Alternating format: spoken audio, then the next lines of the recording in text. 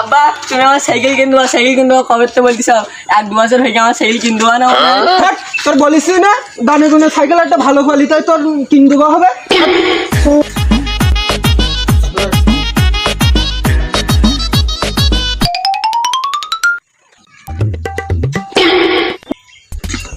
এবার সুরজ একদিন ওই সাইকেলটা পছন্দ হয় না ফাইন পছন্দ হয়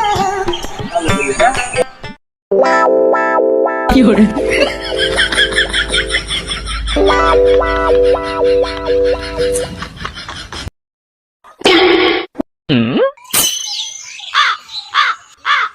কি করে ভাই কি বলবা ভাই বলো দিন। না মানে সাইকেল ঘাড়ে করে নিয়ে যাচ্ছেন কেন ভাই?